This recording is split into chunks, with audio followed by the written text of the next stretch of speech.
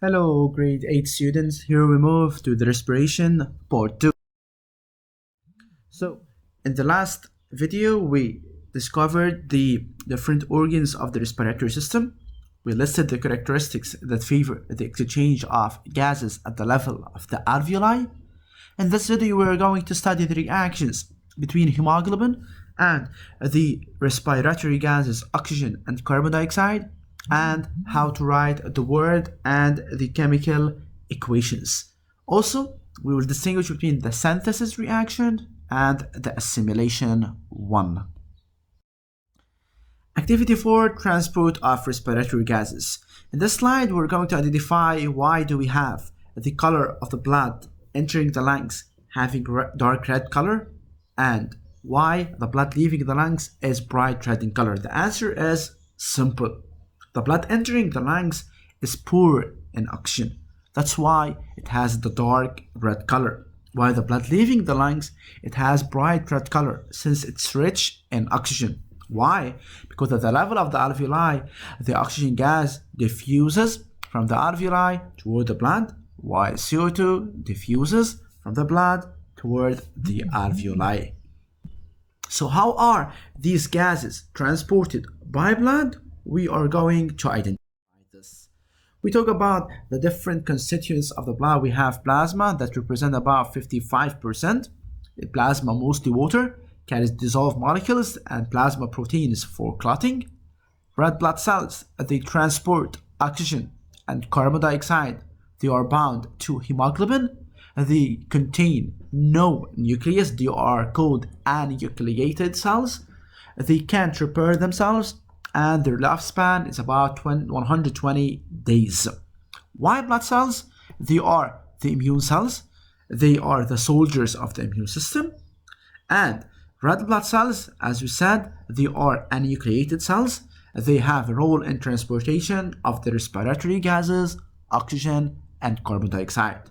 An important note here that hematocrit, it represents the percentage by volume of red blood cells in blood. So here, let's move to the red blood cells. As I said before, they are disc-shaped, they are anucleated. We have about 5 million red blood cells per millimeter cube, and red blood cells, they contain a protein. This protein is called hemoglobin of symbol Hb. Hemoglobin can bind either to oxygen or carbon dioxide, where oxygen and carbon dioxide, they are called respiratory gases. So you have to know this, okay? So let's start. How are the respiratory gases transported by hemoglobin? Forms of transport of oxygen gas and that of carbon dioxide. Let's start with oxygen gas. Oxygen gas is transported in two forms in blood, either in the form of oxyhemoglobin, HbO8, which represents about 98% of transported oxygen, or in the form of oxygen dissolved in plasma, which represents only 2%.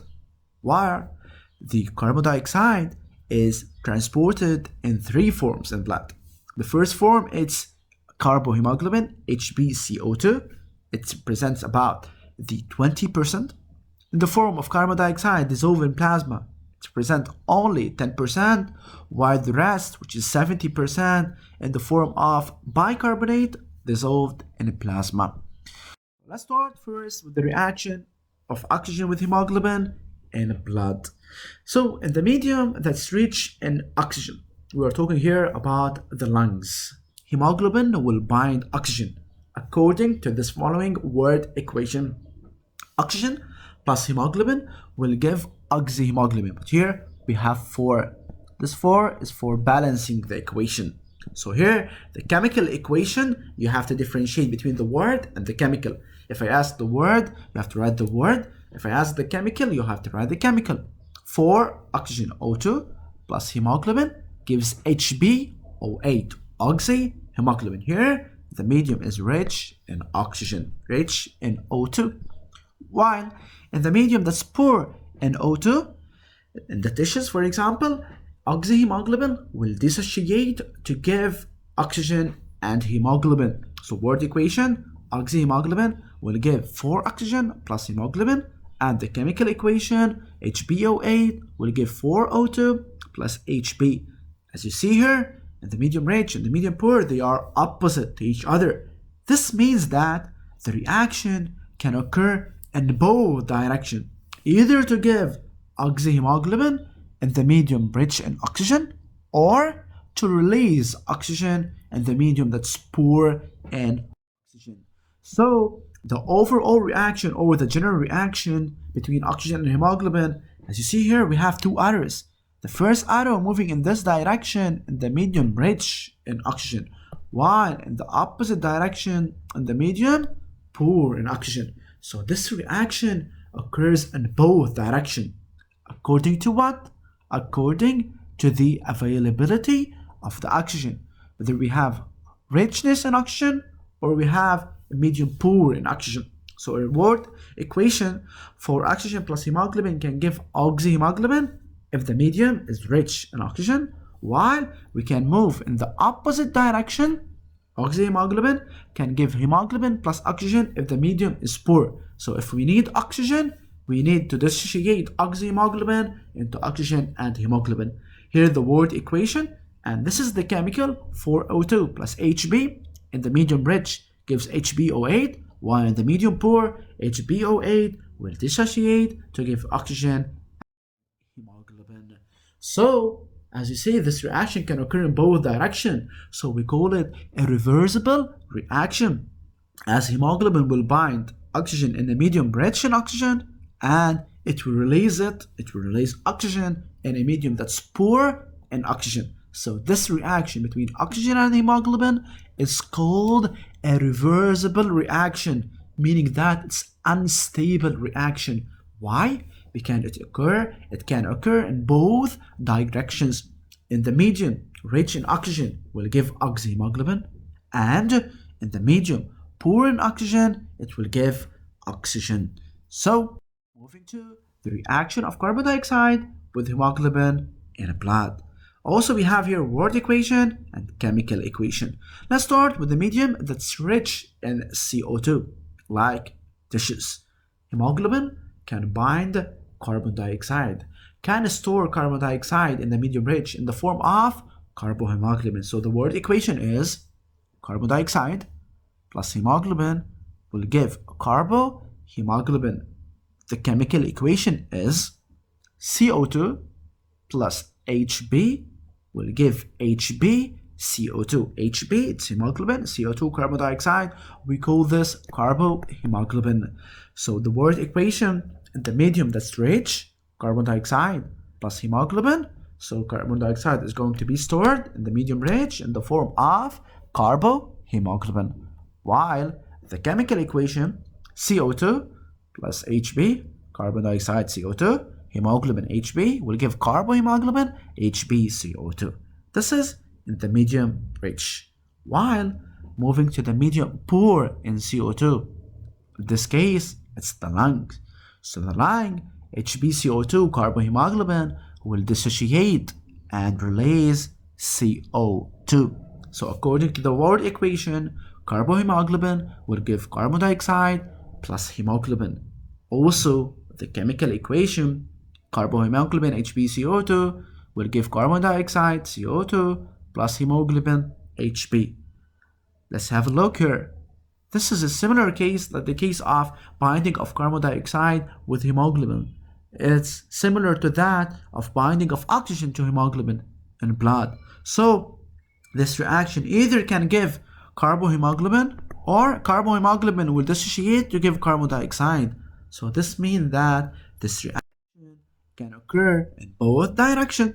So the general equation, word equation, carbon dioxide plus hemoglobin, in the medium rich, it moves in this direction, will give carbohemoglobin. While if the medium is poor in CO2, carbohemoglobin will give carbon dioxide plus hemoglobin. So chemical equation CO2 plus Hb in the medium rich will give HbCO2, while in the medium poor, HbCO2 will dissociate to give hemoglobin plus CO2. So the reaction is also called reversible reaction. So the reaction between carbon dioxide and hemoglobin is reversible What the meaning of irreversible? It's unstable, as hemoglobin binds carbon dioxide, the medium rich in carbon dioxide, and releases it in a medium that's poor in carbon dioxide. So, as a conclusion here, you have to know that oxygen and carbon dioxide reaction with hemoglobin in blood, both of them, they are called reversible reactions. They are called unstable. Why? Because they can occur in both directions, where oxygen binding with hemoglobin can give oxyhemoglobin in the medium rich, while medium poor in oxygen, oxyhemoglobin will dissociate to give oxygen and hemoglobin. Regarding the reaction of carbon dioxide with hemoglobin, carbon dioxide will bind to hemoglobin to give carbohemoglobin in the medium that's rich in carbon dioxide, while in the medium that's poor in carbon dioxide, carbohemoglobin will dissociate to give hemoglobin plus carbon dioxide. This means that both reactions, they are reversible reaction, they are unstable reaction. So you have to study these reactions. You have to know how to write the word equation, how to write the chemical equation, and also how to write the general equation. For example, sometimes I'm going to ask about the general equation. I don't want the medium rich or medium poor. Or sometimes I'm going to say write the reaction between hemoglobin and oxygen in the lungs. Lungs is rich in oxygen, so oxygen will bind with hemoglobin to give oxyhemoglobin. So you have to be careful about these notes. This figure is showing the blood that's flowing through the lungs. The hemoglobin, the red blood cells, they bind oxygen. Also, hemoglobin will bind to form oxyhemoglobin, will bind to oxygen for sure.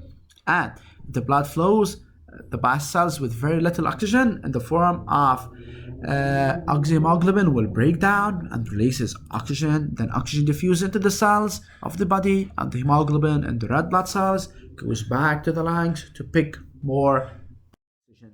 So as a conclusion, a gas exchange in the alveoli, we have in the atmosphere, we have first O2. We get O2 by the process of inhalation, the rich at the level of the lungs, the alveoli. So we have binding of oxygen with hemoglobin to give oxyhemoglobin, and since in the lungs we have medium rich in oxygen, then the oxygen is going to move to the tissues.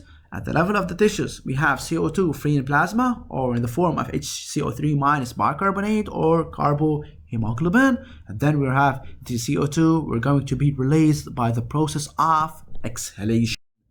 So reaction of carbon dioxide with hemoglobin. This is a very important note. Carbon monoxide gas, CO. All of you know that we have carbon dioxide, CO2, while carbon monoxide, CO, is mainly found in smoke. It binds in an irreversible manner, meaning that in a stable manner. What does this mean? This means that the reaction occurs only in one direction and can't occur in both directions, like in the case, if you remember, the oxygen with hemoglobin or carbon dioxide with hemoglobin. So this makes this reaction very toxic and leads to intoxication. How? So carbon dioxide, as we said, is present in smoke. It will bind in a stable manner, irreversible. Reversible, meaning that can occur in both directions. Irreversible can't occur in both directions. It's stable. So CO will bind to hemoglobin, and thus this will prevent the binding of oxygen and carbon dioxide to hemoglobin. This will lead to less amount of oxygen to be delivered to all the body cells, so they can produce less energy, since we need oxygen to produce energy, and carbon dioxide as such will accumulate in these tissues. Accumulation of carbon dioxide leads to intoxication. So the chemical equation is CO plus Hb will give HbCO.